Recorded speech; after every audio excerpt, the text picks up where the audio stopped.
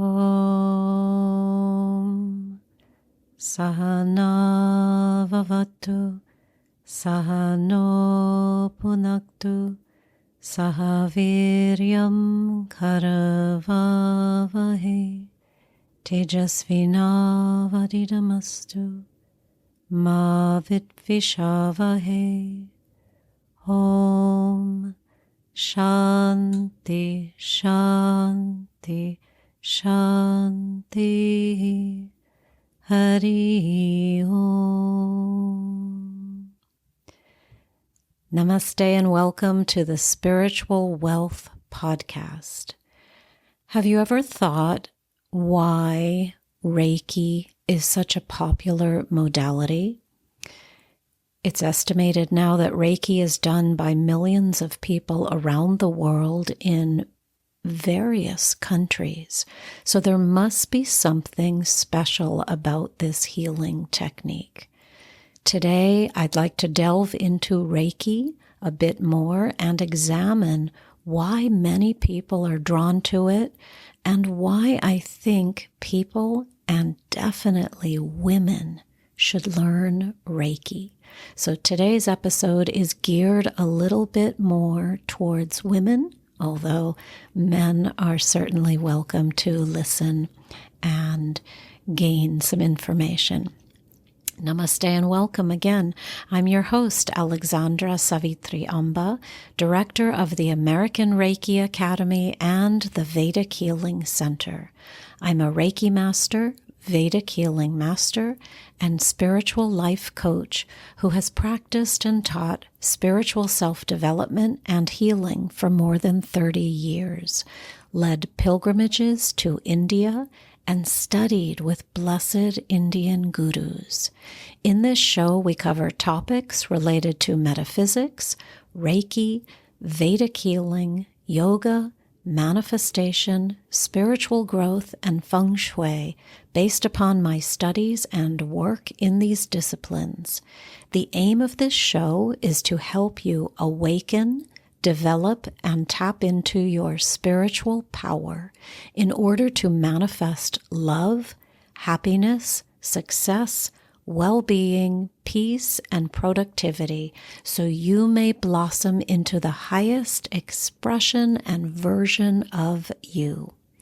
Welcome to today's episode, which is entitled, Why Women Should Learn Reiki. I believe that Reiki is something everyone should learn, but especially women.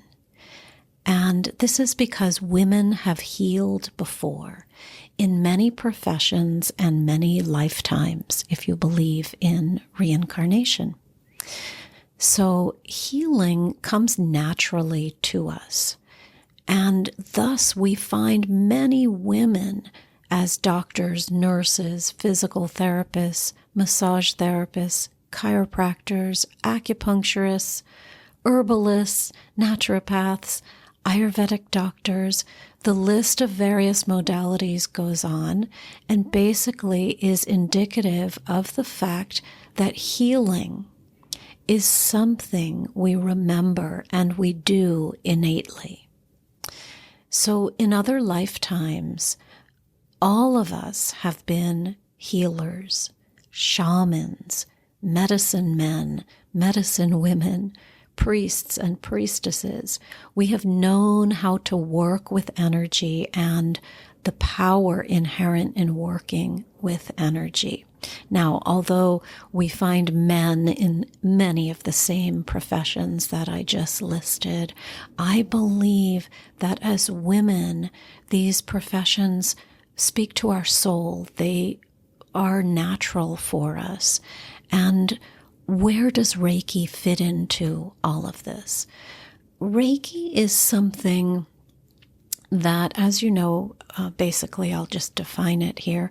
Reiki is a hands-on healing modality with roots in India, Tibet, and Japan. It was rediscovered in Japan, but it goes back much further than its rediscovery in the early 1900s. So it's a hands-on healing technique in which we are learning how to channel energy through our bodies and out of our hands into another person, into a project, into an animal, into ourselves.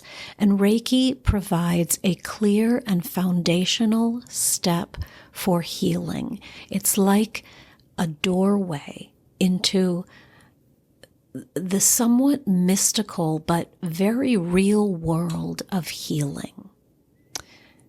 Reiki heals the self and others, and after learning it, you may easily use it on family, friends, as I said, personal projects you may be working on, animals, food, and there really are no contraindications.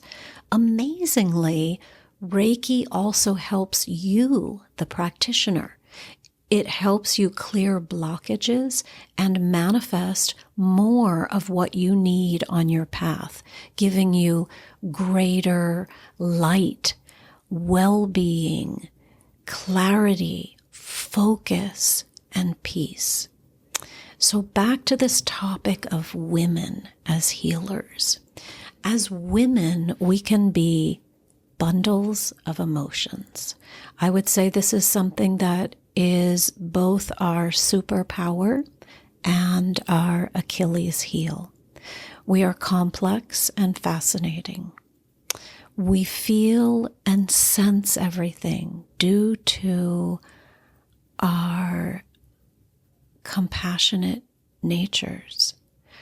Our ability to feel genuinely is so great that we can laugh, cry, smile, and express anger, all mixed together at the same time. This is often much to the amazement of the men around us. We can move from emotion to emotion with ease and grace. Our sensitive natures also enable us to help others so readily, so automatically, and shift into doing the right thing in any given moment, which always involves being kind and loving. While others may hold grudges, when we are truly in our feminine natures, we easily forgive. Our hearts are open until we feel pain, and then this we feel very intensely. So all of this kind of mixture of energies makes us great healers. At this time on the planet, I would say women are being called to step into the light, into our power as healers. And this can only occur if we ourselves are healed, strong, whole, peaceful, balanced, and confident. And Reiki provides an answer to all of this. So people are actually being drawn to healing energies in different ways. For instance, you may be feeling an intuitive urge to explore the healing arts in a deeper way for your own healing or out of curiosity or to possibly help others around you. Perhaps someone you know is suffering and you are feeling at a loss as to how to help. And I would say that Reiki can come to your rescue. As all healing starts from within each of us, in healing yourself on physical, mental, emotional, and spiritual levels, you help heal not only yourself, but also all of us, since basically we are all connected. So your wounds, your suffering, your pain, all of these things are the wounds, sufferings and pains of all of us. There is a reason Reiki is one of the most popular modalities in the world. Actually, there are several reasons. One of those reasons is that Reiki is easily learned and immediately applied. It is user-friendly. It is like a muscle, so the more you use it, the stronger it gets. There is a reason Reiki continues to be sought out by millions of people daily. Simply put, I would say Reiki works. Again, you can learn it relatively quickly, and it gives you deep and vast benefits. It can heal you of ailments, hurts, blocks, obstacles. And again, it grows in time. So if you choose to learn it, you will look around you for opportunities to give Reiki so that it can grow in your system. And those opportunities represent the universe's way of putting you to work as the healer that you are, and of causing you to remember your abilities, your innate abilities, your innate urge, desire, and thoroughness to help and be of service to others around you. So let me give you a few tips about Reiki, whether you have learned it or have yet to learn it, or have experienced it as a healing modality, or have yet to experience it and would like to. If you have already learned Reiki, I would like to suggest that you do it on a daily basis. Find expressions for the Reiki. This does not mean that you need to do full 1-hour sessions, formal sessions on people with a massage table.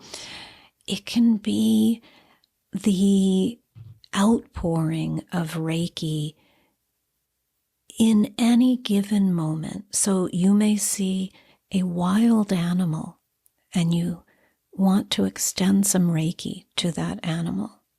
You can do it on yourself. You can do it on a project that you have, that you are working on, that you would like to manifest. And so you are giving light to that project. You can even do it for a few minutes. It does not have to be a long session.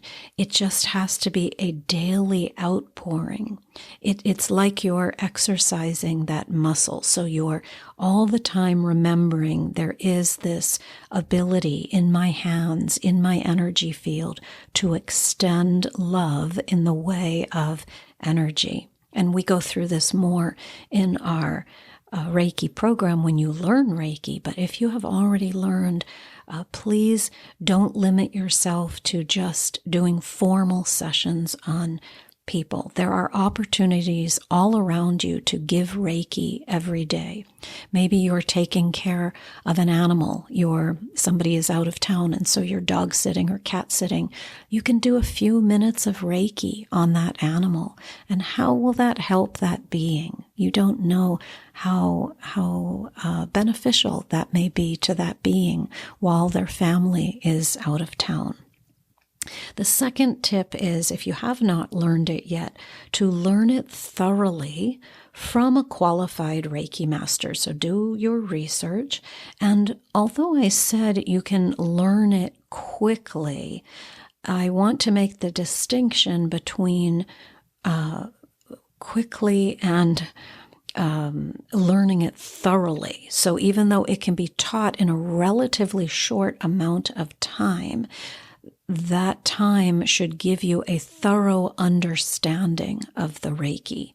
And this is, you want to go into it in as much detail as possible to understand the elements of the Reiki. In that short time, you're with the Reiki Master. So a thorough exploration of what Reiki is, and come with your questions to class.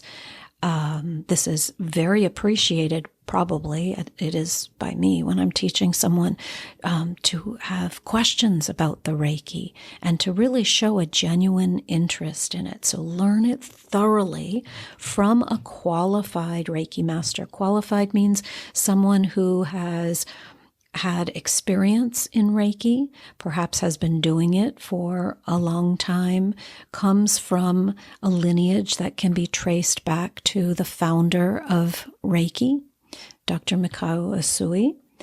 And these are just some small tips for if you are really interested in learning Reiki. The third tip is to recognize how Reiki influences you. So once you learn it, or even if you just have a healing session, observe, how is Reiki influencing you? So sometimes we call Reiki a subtle energy. We say it's a subtle form of energy, but actually when you start working with energies more, none of this feels subtle. It feels just like chanting or meditation. You may say these are very delicate. These are very pristine. These are almost sublime and subtle energies, but they are not subtle in any way. They are actually very, very tangible. You can feel them and sense them.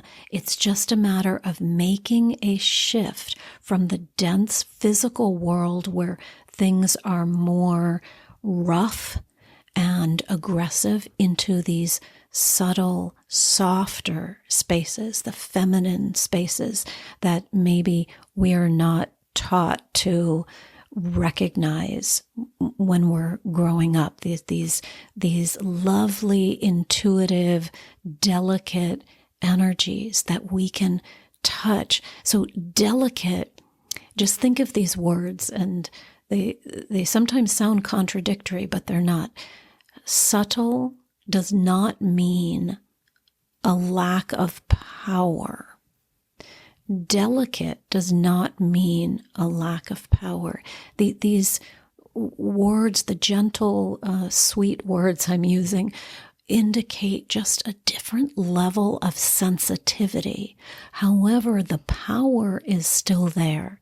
It's just power in a different way, in a way that is so light, so of a different world, not of the material world. But again, they're very distinct. For instance, when you meditate, the meditation can be very deep and profound, but you can, when you do it a lot, you can slip into that deep space very quickly. But when you first start to meditate, getting into that deep space is very difficult. It takes time. And it's the same with Reiki. At first, it seems unusual and foreign. And then you start to feel these energies so distinctly. So recognize how Reiki is influencing you. How is it opening up your energy field, your chakras, your awareness? And really start to sense also in your hands these other sensations.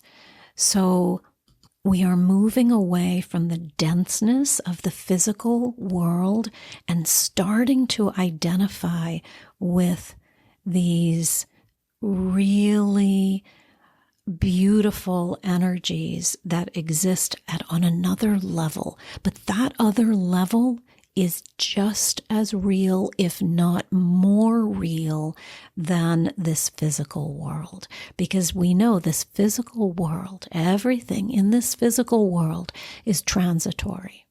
Everything is going to go away. Eventually things will disintegrate. But the spirit, the light, the energy, the essence of each of us is going to remain. So this is the world we're tapping into.